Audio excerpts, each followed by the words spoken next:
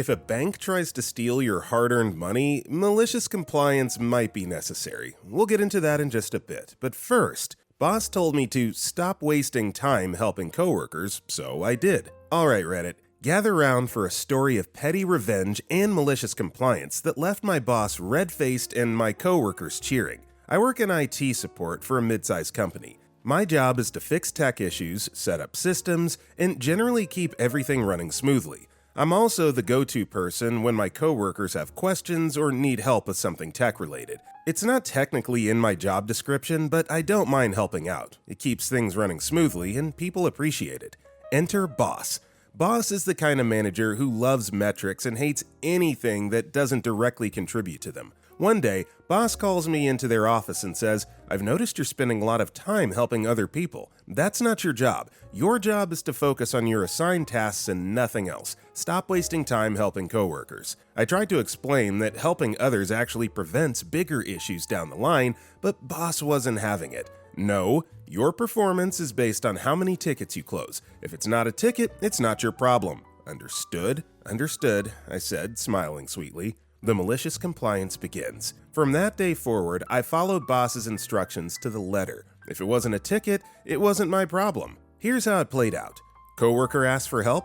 "Sorry, I can't help you unless you submit a ticket." Boss's orders. The ticket system quickly became flooded with minor requests that I used to handle in seconds.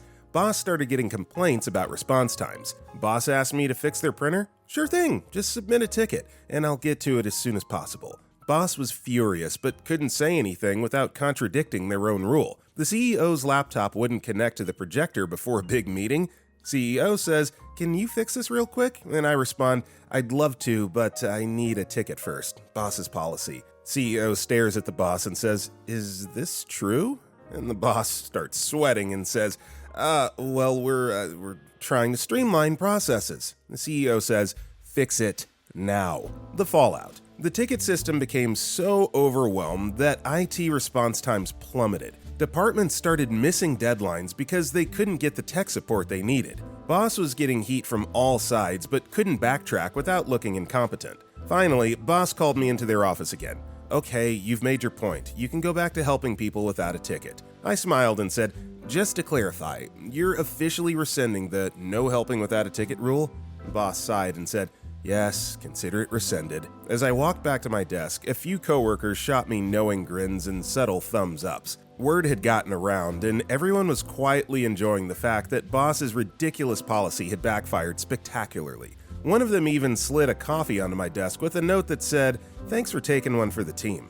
Yeah, this is the best way to get back at a micromanager on a power trip and not lose your job. Just do exactly what they tell you to do, and then if sales start to plummet, productivity dips, you can say, "Look, I'm just doing what you said." So yeah, good on you. Good job. Operation Plus 52 responded, "This was written by someone who doesn't understand how help desks are supposed to work and thinks they did a thing. Enjoy when budget cuts come because the metrics show that the IT team can be reduced due to the reduction in tickets. Also, screwing up all of the IT analysis that depends on accurate ticket counts to improve the IT environment and user experience." Also, hi, hello, my name is Brendan, and if you guys enjoy these malicious compliance videos, it'd be so awesome if you left a like or dropped a comment down below if you're listening to our podcast. That being said, our next story is, my boss hired 2 interns to replace me and asked me to train them after they were planning to fire me. I'm going to start out by saying that English is not my first language, and I wasn't sure that this story belongs here as this is my first time posting. I used to work in media intelligence, which is a really niche market in the country that I'm from. I started as an assistant and learned everything from scratch as I switched from the hospitality industry. Pretty big step, I know. I was eager to learn and was really interested in what they do as I was trying to get into media back then. First of all, as I learned everything from scratch, I got really good at what I do after just 6 months working there. I was in a 3-person team and I had one of the best bosses and a really good colleague, which were veterans in the industry. Both of them helped me a lot to get me to where I am then. They left the company after just a year there as upper management was just plain hot garbage. The company had 4 changes in direction within a year and it was stressing my team out. They did ask me to leave with them, but with me being young and naive, trying to prove myself, I declined. The story. After my boss and colleague left, it was just me and my team, and I was in charge of a few markets. I was asked to be on call for technical support and was not offered anything in return. At the time, I was ticked but also trying to prove myself. I obliged. I got really stressed out from working 13 hours a day for a few months at that point, and I kept asking my manager to hire more people as I can't be working like this and it's stressing me out. My manager went on and on saying they don't have the budget for it, so I just forgot about it, drowning myself in work. One day, the CEO of the company came and we had dinner, and he was growing close to me since I was the only person left who actually knows the ins and outs of the old and new system that the company used. Keep in mind, this CEO is a cheapskate and will try all and every way to suck you dry. He asked me what I wanted to change in the company during dinner, so I started off with asking for 2 new hires for my team, where he gave me the same answer as my manager, so I asked him for a promotion and a raise, which was also declined, saying, "You don't have the necessary experience yet." I was ticked. As a normal person would expect, after working 13-hour days for months, you would need rest.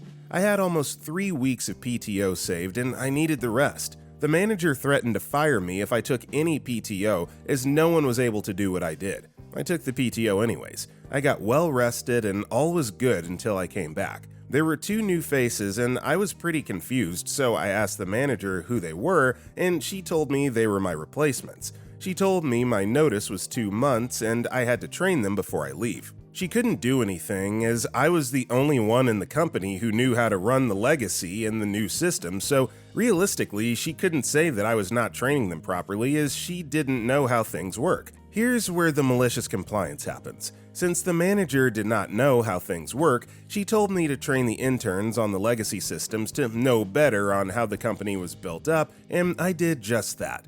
She told me strictly to just train the interns on the legacy, and she was dealing with the rest. Sure, I'll do just that. Wasn't until my last week when the crap finally hit the fan. My manager found out that I've only been giving training on the legacy system, and I didn't give them my notes with tips on how to run the system that needed to be used for daily operations. My manager called in the CEO and the managing director to hold a meeting with me, asking why I hadn't trained my replacements properly. I just told them I did what my manager told me to do, which the manager denied, until I forwarded the CEO and MD the email that my manager had sent me, with the call promptly ending. After I left the company, I was patiently waiting for the call that was bound to come. It was my manager. She demanded me to get back to work and said that the firing was just a prank, blah blah blah. I told them, pay me triple my wage and I'll consider it. They called me crazy and ended the call. It's been 2 months since that call, and based on a good friend from another department, my old manager is neck deep in this crap show. Stories like this, it's kind of hard to believe that some companies actually operate this way, when you have the nerve to lay someone off, but then ask them to train their replacement. And then if they don't train them, like, what are you going to do? Fire them? You've already kind of shoved them out the door anyway, so that's just crazy to me. Illuminatus Prime responded, "One former employer had me train a new guy. Later, I found out he's my new supervisor as well. He got caught dealing drugs out the back door. They had me train another new guy to be my supervisor. This time, I trained him only on every pre-revision product. And his first presentation with a potential customer imploded when the customer seemed to know more about the products than he did. They had me train yet another new guy to be my supervisor. You'd think they'd have learned by then. This time, I trained him straight from the manual, the first draft of the manual that I had been writing. His first customer demo went south when the product he was demoing started smoking and caught fire midway through the demo. Why did I have to train so many supers? My best guess is they all had MBA degrees from private colleges, and I only had an MSE degree from a state university. Maybe the C-level types just couldn't believe that an engineer would know what he was doing." Our next story is, complain about how I do my job? Cool. Let's see how things go when I do it your way. I work as a school janitor. Half my day is spent in the lunchroom emptying the trash cans and sweeping up. At most schools, you get 15 plus minutes in between each lunch period to do all the cleaning. At my school, I get less than 2 minutes if I'm lucky. Normally, if a trash can isn't full, I just dump one can into another, and then I tie off that bag when it gets full. It's a lot faster than having to replace every bag every time, and it saves a ton of bags. I also sweep up around the tables, and if I see a big mess under a table, I ask the kids to move their feet and sweep that up too. I do it this way because it's the only way to keep up and keep things clean. If I pulled every bag every time instead of dumping one can into another, not only would I run out of bags halfway through the week, but it would also take way longer. If I only swept under tables when there was no kid sitting there, I would literally never have an opportunity to sweep under tables. Enter the lunch ladies. Most of them are nice, but there's this one older one who's just a miserable human being. She yells at everyone, including the kids, and is just always angry about something. Earlier this week, she yelled at me for dumping one trash can into another instead of pulling the bag.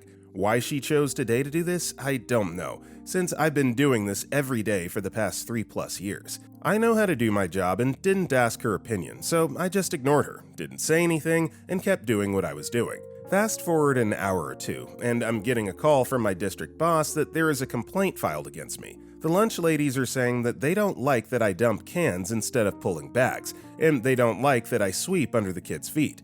My boss tells me to just stick to cleaning in between lunch periods. I try to explain that that's literally a period of less than 2 minutes, and isn't even a fifth of the amount of time I'd need to do it that way. He says just do it anyway to keep the lunch ladies happy. He's a good dude, but he's just trying to squash complaints and keep them from going further. He says from now on, I'm only to empty trash or sweep the floors in between lunches, where there's not students in the cafeteria, and also I'm to pull the bags every time. No more dumping cans. Cue malicious compliance. Starting then, I only cleaned in between lunches when there were no kids. Of course, this was literally like a knife and a half, so I only had time to get to half the trash cans. And since I was replacing every bag instead of dumping cans, each can took longer. I didn't even have time to sweep at all. The trash cans I couldn't get to would fill up and overflow, and the kids don't care and just keep piling trash on top. The floor got more and more covered in trash since I didn't have time to sweep at all. I did this for the rest of the week. The same benchy lunch lady tried to scream at me to go empty the trash when I was standing there on Tuesday, but I explained, I was told by my boss that you guys didn't like me sweeping or emptying trash around the kids, so now I'm only allowed to do that when the cafeteria is empty. I'd love to go get that trash can, but there's kids eating lunch right now, so I'm not allowed. She tried to argue, but I just told her I'm following direct and explicit orders from my boss. There was nothing she could do. When the final lunch ended, I cleaned as much as I could before 2 p.m. and then stopped, as that was my lunchtime and the union requires that we take our lunches at our allotted times. It's non-optional and zero tolerance for deviation. After my lunch, I have to go clean classrooms since school is out, and classrooms take priority over the cafeteria. End result, the cafeteria never got fully cleaned. When the lunch ladies came in Monday and found it still half filthy, they went through the roof and complained to my boss. He called me in and I explained that I was just following orders, and the lunch ladies were the ones who asked I do things this way. Suffice it to say, I was told to go back to doing it however I thought was best. You want to stick your nose in my business and tell me how to do my job? See how that turns out. Oh, and also, since then, I spent the rest of the week calling them out on the things they were doing wrong. Previously, I just kept my mouth shut and minded my business, but now we're doing this the way you wanted. Door propped open because it's incredibly hot in the kitchen and you need the airflow? Sorry, that's a security issue. Doors cannot be propped open. Greasy wax paper and the cardboard recycling? Sorry, that can't go in there. Normally, I just grab it as I see it, but now I waited till the end of the day and then tell them. They had to pick it all out by hand. You guys like having the radio playing in the kitchen? Sorry, not allowed. Shut it down. Petty but satisfying in a weird way, I don't know. But also, didn't you say, OP, that only one lunch lady was kind of low-key evil? Like, why are you taking it out on all the lunch ladies suddenly? Calm down! Forever Seeking Shade responded, school janitors are super underappreciated heroes. Well done, OP. There was one lunch lady at my old high school who was just always miserable, frowning all the time and always complaining about something. This was back in the dark ages and I called her Sourface, but today we'd call her a Karen. The lunch ladies made these cookies every now and then that I loved. They were soft gingerbread cookies, and every time they made them, I made a big fuss over the cookies, thanking the lunch ladies for making them, being over the top bubbly, hoping they'd make the cookies more often, but it never worked. Every other lunch lady would be pleased that I was making a fuss over something they made, but not Sourface. Never did anything but glare, and when I tried to buy 3 of them once, she yelled at me. Keep in mind that I was 16, not 6, was super skinny, and was also buying a full lunch, not just cookies.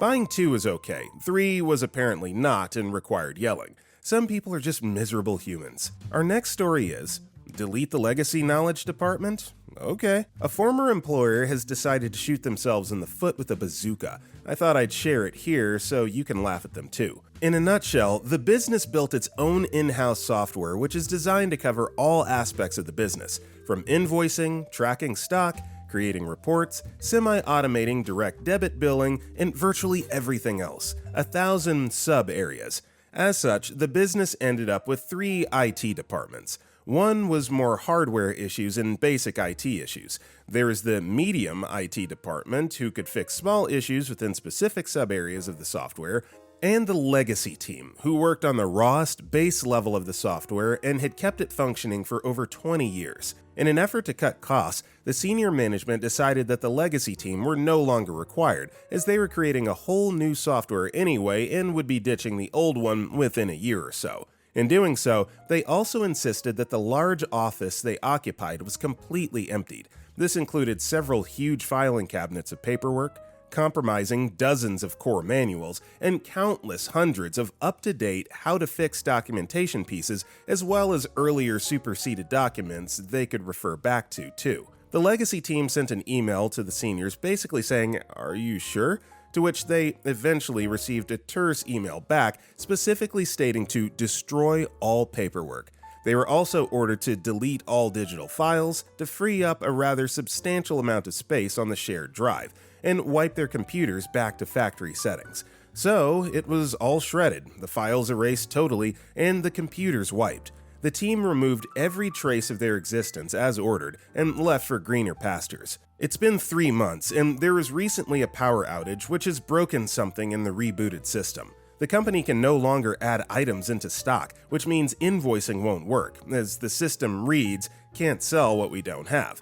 In turn, this means there's no invoices for the system to bill, so it's back to pen, paper, and shared Excel sheets to keep track of stock, manually typing invoices into a template, and having to manually check every payment received against paper invoices, all of which is resulting in massive amounts of overtime required to keep up with demand. The company has reached out to the legacy team, but they've all said without the manuals they were ordered to destroy or erase, they're not sure how to fix it. The new system is still at least a year out. On the positive side, 2 of the senior managers have a nice large office to share and sit in. Okay, yeah, so I don't really understand why they had to do that. Like, if you're shutting down the department, it's one thing, but to destroy all evidence that you ever existed in the company is just totally overkill, and now you're unfortunately reaping the penalties of that decision.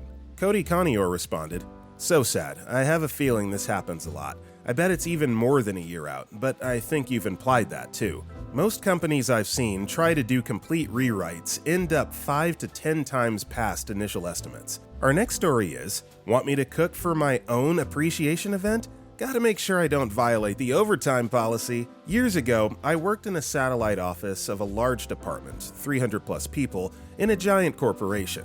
Half of the staff had salaries, benefits, while my half was hourly contractors.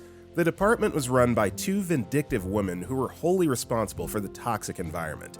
They loved talking about how much they were like sisters. I loved pointing out that when you have sisters like them, one of them ends up under Dorothy's house. Like most companies, they were constantly blowing smoke up everyone's butt about how much we're valued. And they showed that by inviting us to an appreciation potluck. There were going to be surprises and delicious treats from our coworkers. Of course, the other shoe inevitably dropped. The company wasn't providing only soft drinks, as alcohol on company property is forbidden, except when it isn't. The only food at this appreciation potluck was what employees were expected to make. Nothing store-bought. Share some love with us. They couldn't put it in writing, but it got around that failing to cook something would be noted. It's tough when the company won't give you a budget, but it's tone-deaf and insulting to demand people give their own time to prop up the illusion the company cares when half your staff doesn't get health insurance. The participation non-mandate came straight from the top, and I wanted them thoroughly, inescapably embarrassed. 2 days before the potluck, while on a call with my boss, I dropped a live grenade in her lap. Boss goes, "Oh, before we go, I wanted to ask why you declined my Outlook invite for tomorrow afternoon. What's up?" And I responded, I need to leave early tomorrow to cook for the potluck since I assume you can't authorize overtime for it." Boss says, "Overtime?" And I say, "My recipe takes an hour or so to cook, and the actual potluck is another 2 after business hours, so I was going to leave 3 hours early to keep myself at 40 hours this week." The boss responds, "Wait, you expect to get paid for cooking?" And I say, half the staff is hourly contractors. Does this for-profit company expect 150 contractors to donate 3 or more hours of their personal time for their own appreciation meal? The boss says, "Oh my god, nobody thought of how this looks." She was asking herself more than me. And I say, or nobody expected to be called on it. And boss says, "But who's getting called on it?" "Oh, yeah, you're at your desk where everyone can hear me." "Correct." Boss says, "I have to go." I did feel bad about dragging her into it. She had enough on her plate, but I knew she just tossed the grenade up the chain to people who get paid to know better. Our satellite office wasn't privy to many details, but I'm told my call sent people panicked and scurrying around at the mothership, consuming a day and a half of a lot of people's time. Mission accomplished. In the end, they moved the potluck to lunchtime, during paid time for contractors, and bought our office pizzas. Only our office.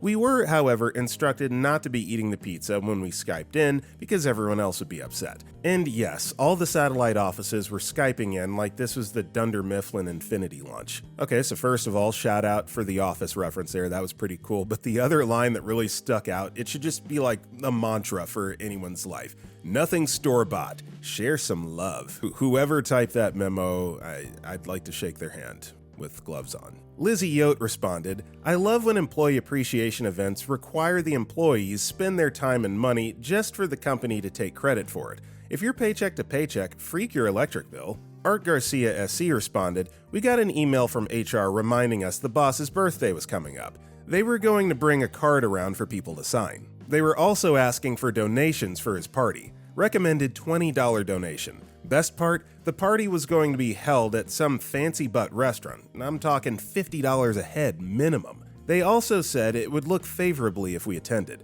They didn't say not attending would look bad, but the implication was there. Everyone on my floor RSVP'd not attending. Some added, I have to be at my second job at that time. Others used childcare excuses. One mad lad sent a copy of his paycheck and told them the boss makes 100 times what I do." Our next story is distracting censorship. Where I work, many of my coworkers have visible tattoos and it's never been an issue. Even some of the assistant managers and higher-ups have tattoos that can be seen while in uniform. For some context, during the summer months, we're allowed to wear shorts if we want to do so.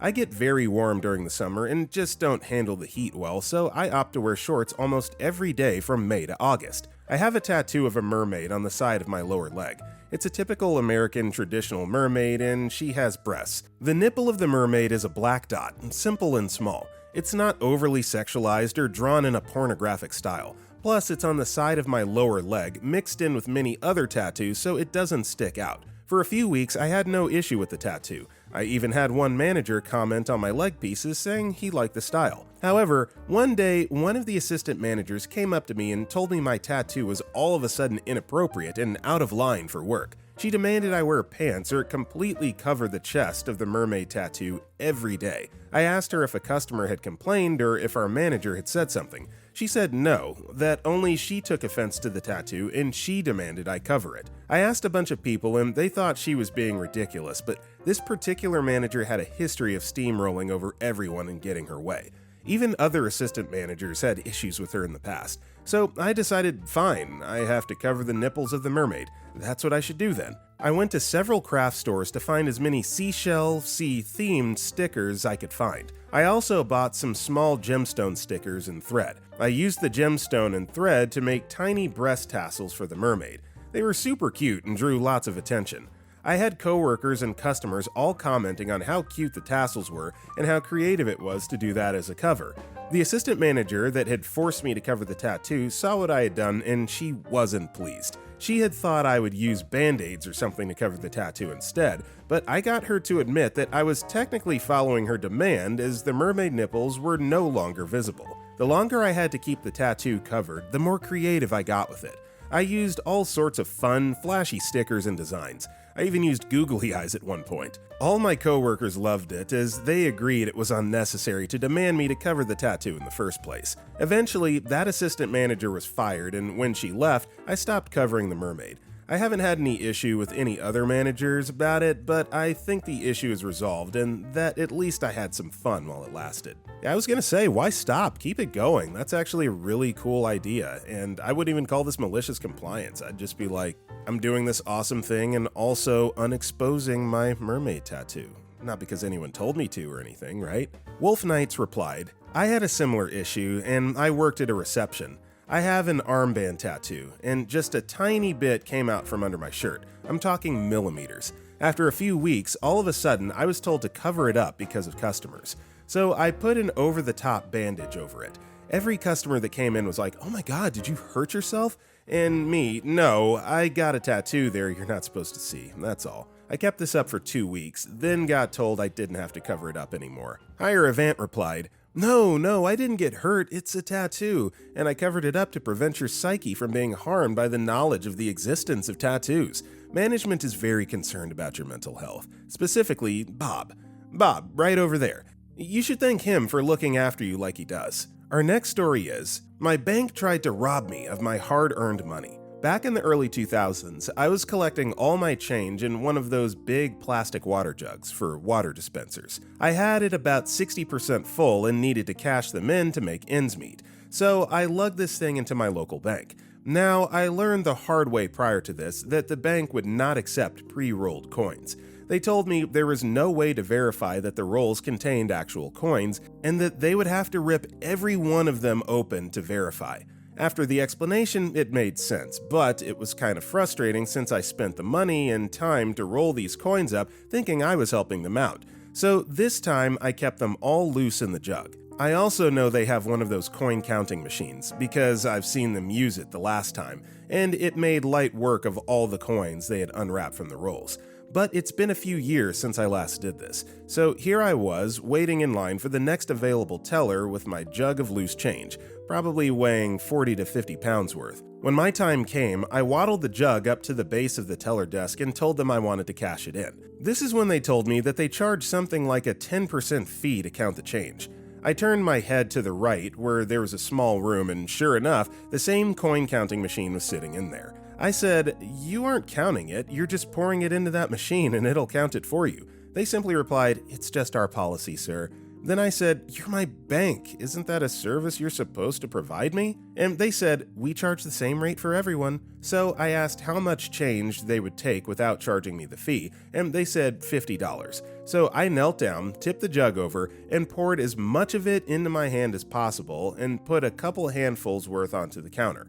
Looking perturbed, she counted it all by hand and gave me maybe $22 and some change. I put it into my wallet, grabbed my jug, and dragged it to the back of the line behind two other customers. When it was my turn again, I waddled up there, knelt down, and placed a couple handfuls of coins on the high counter. When I stood back up, you could tell she was pretty perturbed about what I was doing and eventually just gave in. She told me to bring the jug over to the swinging door at the end of the desk, and with the help of another teller, they started pouring it into the coin machine. I made the point to tell them that I knew almost to the cent how much was in there, so don't try to pull any fast ones on me. About 10 minutes later, it had chewed through all the coins, and the total came to within a few bucks of my own count. Might have had a handful of Canadian coins in there, some likely miscount due to worn coins. I remember it ended up being over $1,000 in pocket change, but I can't recall the actual total. But that was the last time I saved coins. Nowadays, I hear most banks won't do this at all and will just refer you to those coin counting machines you see at hardware stores or at Walmart that rob you of a large percentage of the total. Yeah, those machines definitely pander to, for lack of a better word, like people's laziness. I mean, no one wants to sit there and count $1,000 worth of coins, so you dump them in that machine, and then they instantly shave off like 15 to 20% of what you actually pour in. So, yeah, myth bust right there. Slacker asked for the win responded, I used to use a credit union that had one of the coin counting machines in their lobby. You poured your own coins in, and it was free as long as you had an account. One of the only things I liked about the credit union. And with that being said, that is all the time we have for today, guys. If you enjoyed today's video, don't forget to give a like, drop a comment below, and if you want to check out any of our other videos, click the video on the right. With that being said, I'll see you all next time.